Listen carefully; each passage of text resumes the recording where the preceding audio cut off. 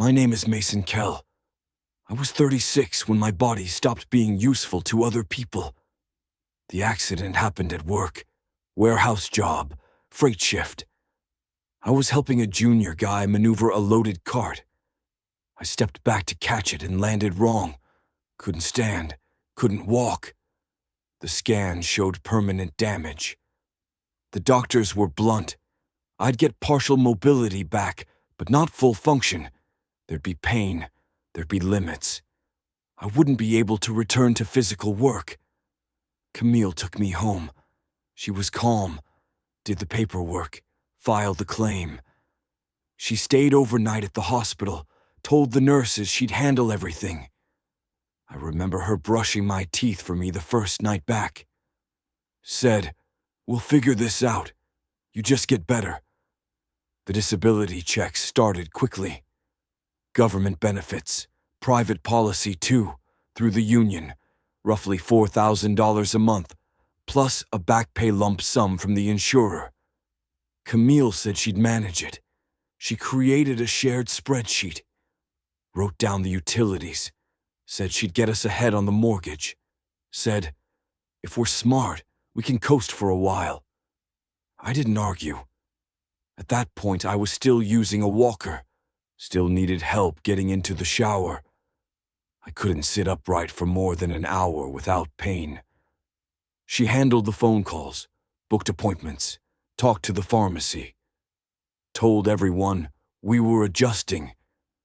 She brought me hot tea every morning, same cup, same smell. Said it helped keep the inflammation down. I believed her. After the second month, she stopped letting me check the accounts, said it was all under control. I asked once, just to see the balances. She said, "It's all in the spreadsheet." The spreadsheet didn't show the transfers. I stopped asking. Some days I couldn't focus. The meds made everything soft around the edges. The pain wasn't sharp anymore, just permanent. I lost track of how many days I stayed in bed. She started leaving more often, said she had errands, said she was working part-time to stay sane. I thought I was the problem. Then one day a piece of mail slipped under the door while she was out. It was a notice from the insurance company. They had reimbursed us for a stair lift installation, $12,800. There was a payout summary, a signature line, and a claim completed box with her name typed neatly underneath. We didn't have a stair lift. We lived in a one-story house. I waited. Didn't ask right away. Instead, I reset the bank password. It took 40 minutes. She changed the recovery email. I had to use the landline to verify it. When I logged in, I saw everything. There were dozens of small transfers, all labeled as medical or care expenses. Some were $600, some were $2,400. All of them went to the same account.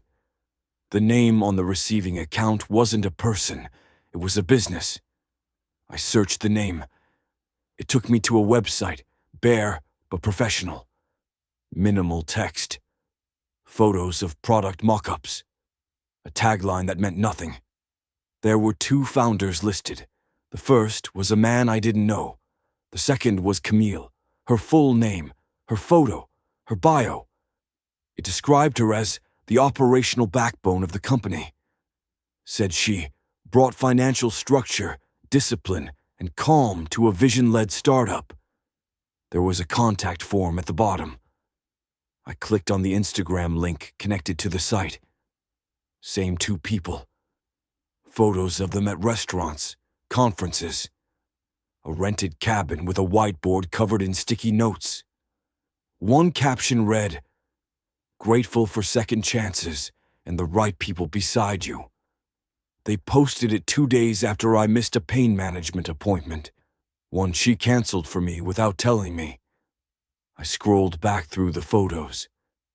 She'd been building this business for months and paying for it with my income, while I couldn't walk more than 30 feet. While I was drugged, half-conscious, unable to drive. She didn't just betray me. She calculated it. She didn't steal a little. She structured it like a plan, and I wasn't going to confront her. Not yet. I met Camille 5 years before the accident. She was working a short-term admin contract for a nonprofit that provided mobility equipment to veterans. I volunteered on weekends, building ramps, adjusting door frames, helping with transport. She wasn't loud. She paid attention. She didn't ask a lot of questions, but when she did, they were sharp. She wanted to know what worked, what didn't, what the margins were. She said she liked things that made sense. We went for coffee the second time we met.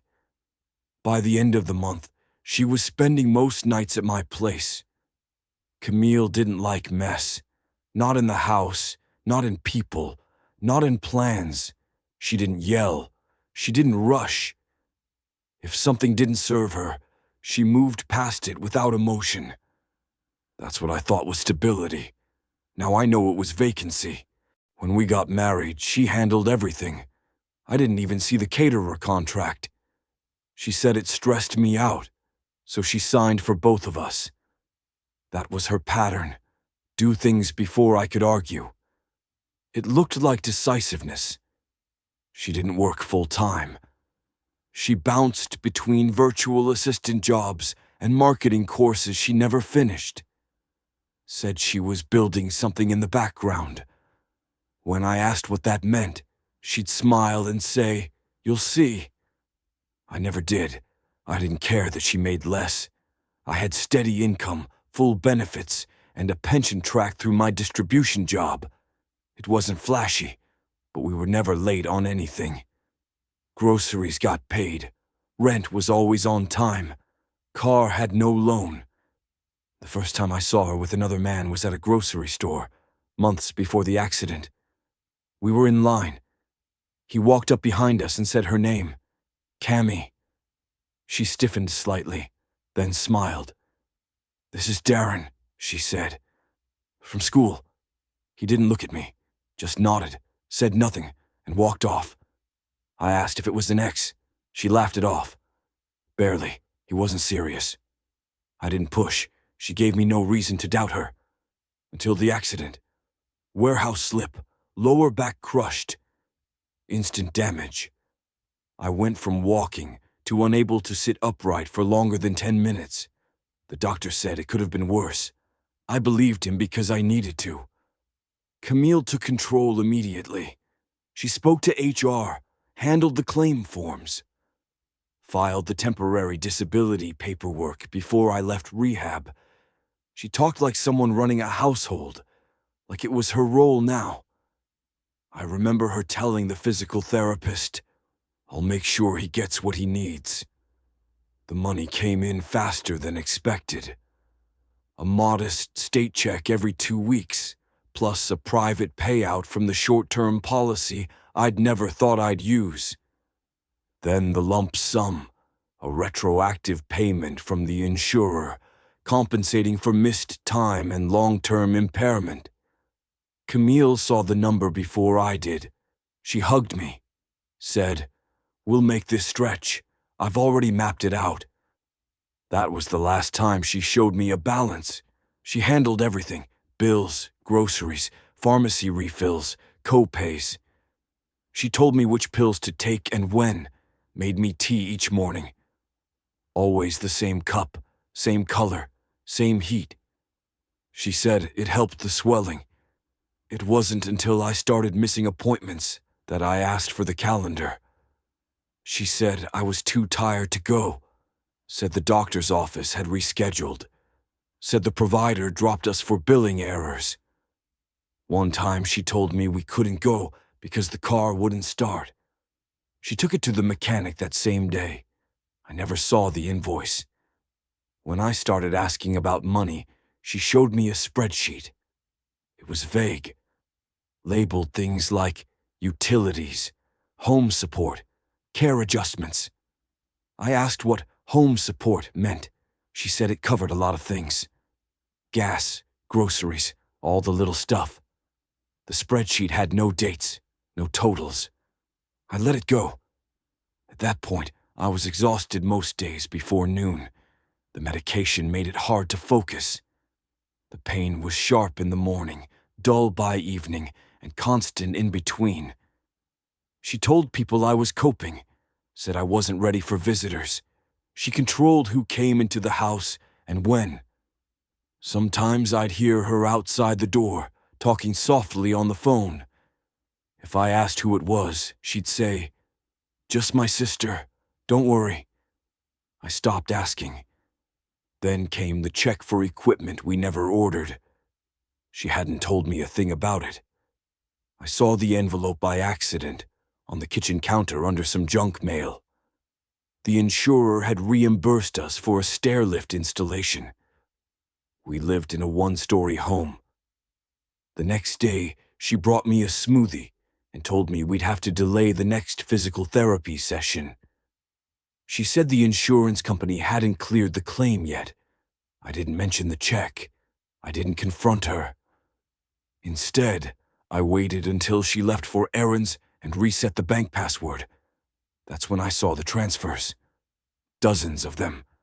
Labeled care expenses. Some were small, some were over $2,000.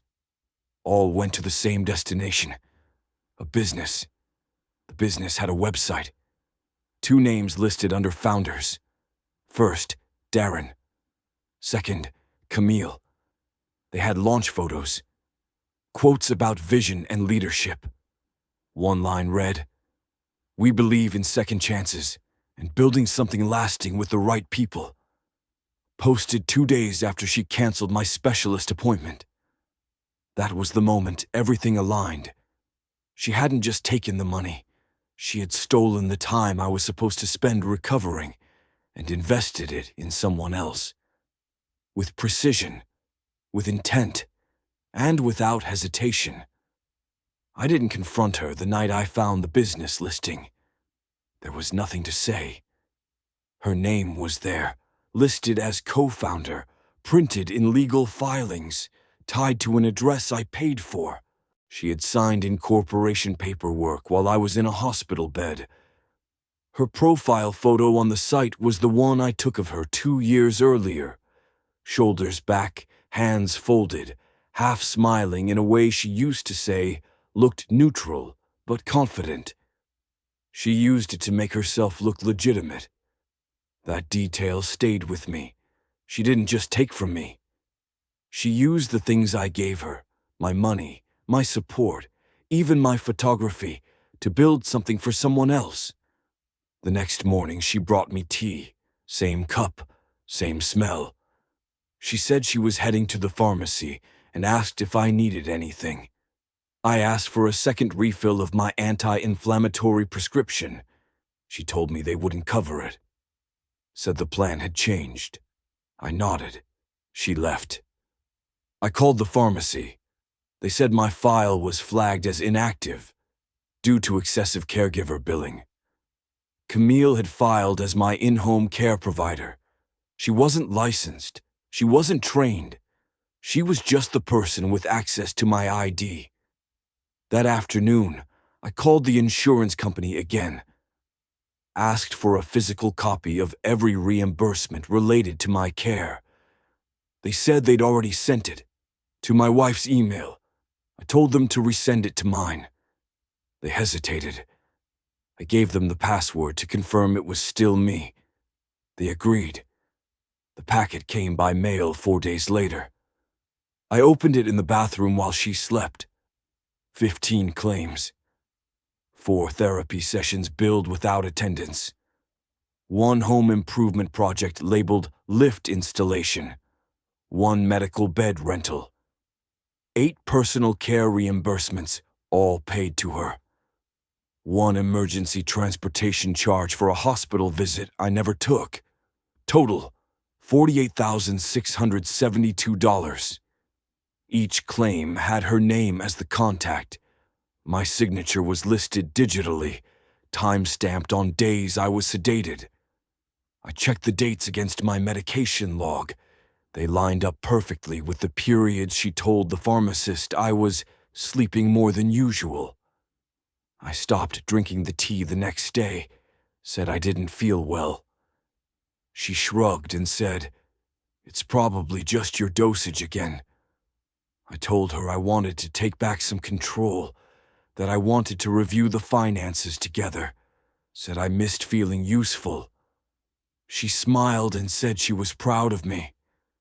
That night I started moving what was left. I opened a new account using my driver's license and old social. Transferred money in small amounts, never more than the daily limit. Spread it across 3 different institutions. Used only ATMs, no online transfers, no alerts. By the end of the week, the joint account was empty. I waited. 3 days passed. Nothing. On day 4, she asked me if I'd seen a transaction come through. "The last insurance payment," she said. "It should have hit." I told her I hadn't checked. She nodded slowly. Didn't press. That night she stayed up late. Her laptop was open, angled away from me. I went to bed early, let her think I was asleep. Woke up 2 hours later. Opened the audio app on an old phone. Hit record. She was on a call. Quiet voice. Calm tone. "Yeah, he's still mostly checked out. I think I can file soon." Pause. "No, not full guardianship. Just financial. They'll want statements. Something showing he's mismanaging things." Another pause. "He missed 2 appointments. I've got that documented. And he's still forgetting dates. I'll use that." That was all I needed. She was planning to file for financial control of my life. She already had my passwords, access to my accounts, and control over my medications. Now she wanted the court to hand her legal ownership of my identity. I made a copy of the audio, saved it to a USB drive, mailed it to a friend out of state, just in case. Then I called the insurance company again and reported suspected fraud, quietly. I gave them dates, signatures, discrepancies. I told them I had physical proof and would submit it only to a formal investigator. They opened a file. Next, I pulled the state business records and created a written timeline linking each reimbursement to a documented business deposit. Every dollar labeled CARE was funneled to the business account. The amounts matched almost exactly. Then I sent an anonymous tip to the Small Business Association that funded part of Darren's startup grant. Included a question. "Are you aware that one of your recipients is using disability reimbursements to operate an unlicensed private company?" Attached no name, just documentation, screenshots, bank logs, paper claims. 2 weeks later, the grant was frozen. Camille said nothing, but I saw her delete her photo from the company website. She thought she was erasing the damage. She didn't know I had already archived everything.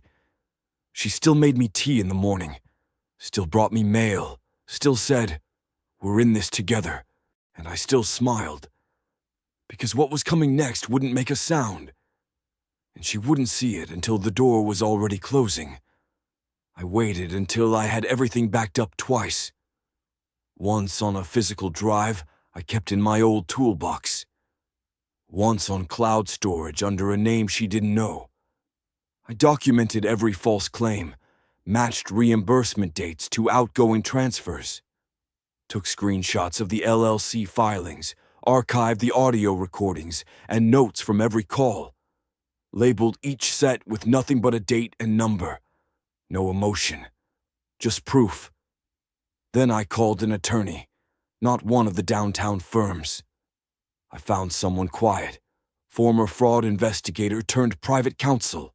No website, no social media. Just a name passed through a contact I trusted. We met in his office, no secretary, just a file cabinet and a fan. I didn't give him the story. I gave him the evidence. He said, "You're not trying to punish her. You're trying to erase her." I said, "Correct." He told me how it would go. The insurance fraud would trigger an audit. The forged signatures would carry criminal weight. If we could prove financial exploitation while I was incapacitated, it would escalate. Then he gave me the one piece of advice I followed to the letter. "Don't warn her. Don't threaten. Don't act different. You get one chance to make this clean. Use it." So I did. The first move was the State Fraud Office. I submitted a full complaint with supporting documents through a proxy, used a lawyer's address. The review period was slow by design, but it would eventually reach the Business Grant Office, and from there to the IRS. The second was my own protection. I had my physician file a formal correction to my medical chart, stating I had regained full cognitive function 2 months earlier than reported. That meant any filings Camille made after that window using forged signatures or caregiver reimbursements would be considered knowingly fraudulent. I also had a forensic accountant review our bank activity. She outlined the transfer pattern and found 10 separate payouts from my disability account to her LLC, none of which aligned with legitimate care expenses. When Camille asked why I wanted to double-check some of the finances, I told her it was part of the annual review, that the agency required it. She believed me, offered to help prepare. I let her. The third move was insurance. I filed for official revocation of her status as my authorized caregiver. Submitted it with a statement of suspected fraud and ID forgery. I marked the form to deny her any future access to my account or correspondence. The change processed quietly. She never noticed. Then I had the old home camera system reinstalled, the same one we took down after moving in. I placed the new units in the same positions. One in the kitchen, one in the hall, one in the shared office. Motion activated. Silent. No blinking lights. She never asked. On a Thursday, she had another phone call with Darren. I recorded it. She said, "The payments slowed down. I think he's catching on." But I told him we'd scale back, lay low until summer. Then, we'll get the rest once I'm officially his guardian. That night she asked if I wanted to go over bills together, said it had been a while. I agreed. We sat at the table. She opened her laptop. I said I wanted to get water first. In those 30 seconds, I slid a USB into the port. Downloaded the full contents of her financial tracker. She didn't see it. Inside, categorized records of household care, reimbursement strategy, and a folder labeled Exit Plan. One file caught my eye. Power of Attorney Prep. She had drafted the paperwork, left the signature line blank. She was waiting for the right day to slide it in front of me. I sent the file to my attorney. He marked it for evidence. That weekend, I told her I was ready to start physical therapy again, that I wanted to get strong enough to walk the block by myself. She smiled and said, "That's great." She didn't know I'd already been walking half a mile each morning for 3 weeks. She never checked. On the first Monday of the month, the grant committee sent an alert. The LLC was under review. On Tuesday, the state began investigating caregiver fraud. On Wednesday, she left the house in a rush. On Thursday, the insurance company called to confirm that all caregiver payments to Camille had been frozen pending review. And on Friday, I filed for divorce. No warning, no conversation. Just a knock on the door from a process server while she was sipping tea in the backyard. She stood there barefoot, confused. Asked, "What is this?" I said nothing. because there was nothing left to say. The divorce filing hit her like a closed door she didn't realize had been moving. She didn't argue, not that day. She walked back inside, paper still in hand, sat down at the kitchen table, and stared at nothing. It was the first time I saw her silent for more than a minute without scrolling her phone. I had already packed what I needed: documents, flash drives, a clean burner account, the chairlift remote. Everything that mattered was already separated. I moved into a short-term rental 5 blocks away. Ground floor, no stairs, no shared Wi-Fi. The next day, my attorney sent a cease and desist to her attorney regarding any use of my name, image, or disability status in ongoing business filings. It included timestamps, financial discrepancies, and links to the insurance reimbursements. Her attorney responded with a request for private mediation. We declined. I didn't want a conversation. I wanted a record. Camille tried damage control first. She emailed the LLC's board, which was just her and Darren, and voted herself out as manager. She deleted all references to caregiver reimbursements from the books. She scrubbed her name from the business grant platform. It didn't matter. The state investigator had already received the originals, and the investigator had already forwarded them to the insurance fraud unit. Then came the counterplay. Her lawyer filed a response to the divorce petition, alleging abandonment, emotional volatility, and manipulation of financial records. They attached 3 pages of text messages, ones she wrote to herself using a second phone. The date metadata proved it. She was planning a narrative. They also submitted a claim stating I was mentally unfit and that Camille had acted in good faith to protect me and our financial future. We responded with the surveillance audio. In the recording, her voice was flat and clear. He's still mostly checked out. I think I can file soon. Just need to make him look like he's struggling more. And then, we'll get the rest once I'm officially his guardian. That single sentence eliminated any doubt. The court granted a protective order. Not for physical safety, there was no violence. For financial and legal autonomy. Camille was barred from accessing any joint accounts. Her name was flagged on every file connected to state disability funds. The same week, I received an email from the business grant office. The startup had been formally defunded. Reason: misuse of federally distributed funds. Darren's name was blacklisted from future applications. Camille's was flagged for review if she attempted to reapply under a different name. 2 days later, Darren contacted me. He didn't call. He sent an email. Subject line: You win. There was no apology, just a single sentence. She said it was your idea to begin with. I didn't respond. He lost everything but the LC debt, which was in his name. She lost the business and the caregiver payments, and she was about to lose more.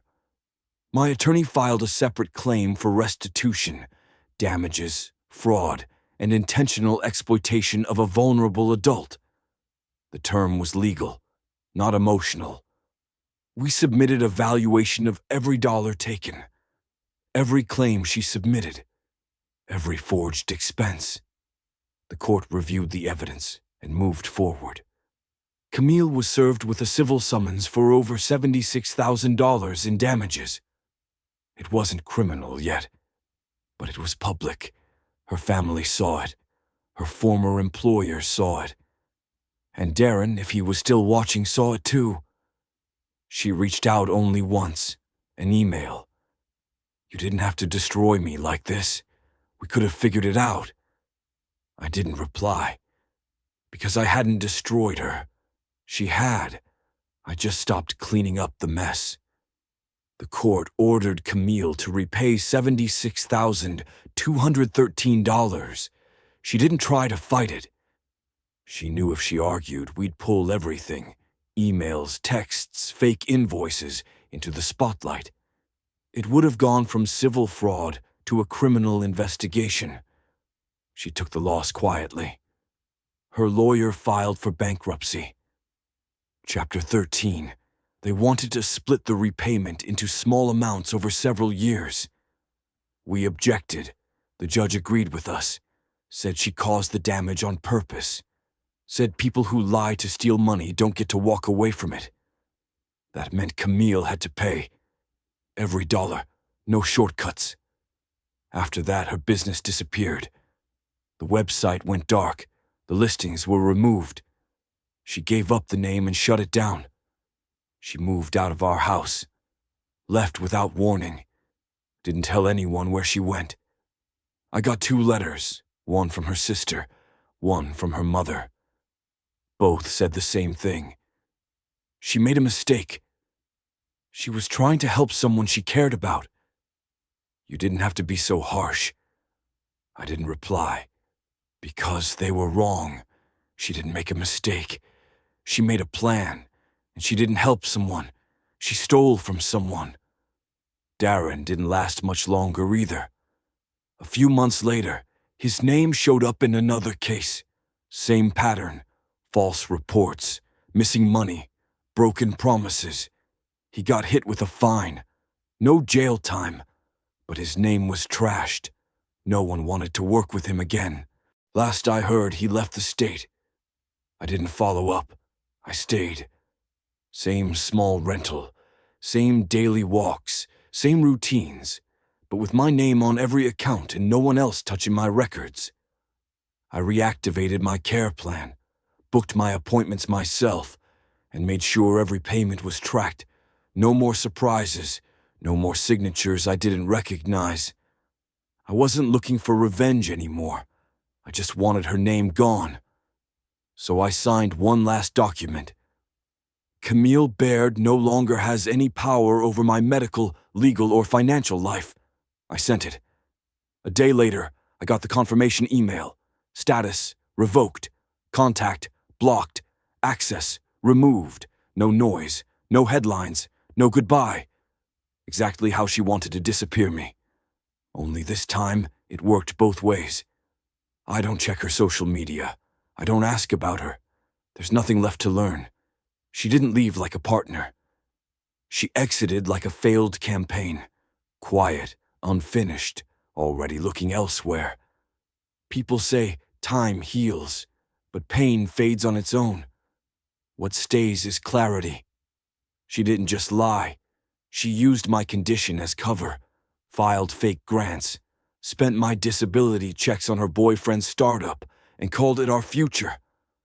When I asked questions, she gaslit me, said I was confused, said I wasn't thinking straight. I was. I didn't forget. I waited, documented, moved slow, because slow doesn't get noticed. And when I was ready, I didn't explode. I just erased her. No revenge speech, no threats, just clean removal. People ask if I've moved on. That's not how this works. I don't forget. I adjust. Now no one touches my account. No one signs for me. No one calls control love. If someone wants in, they'll meet me at the door, eyes open.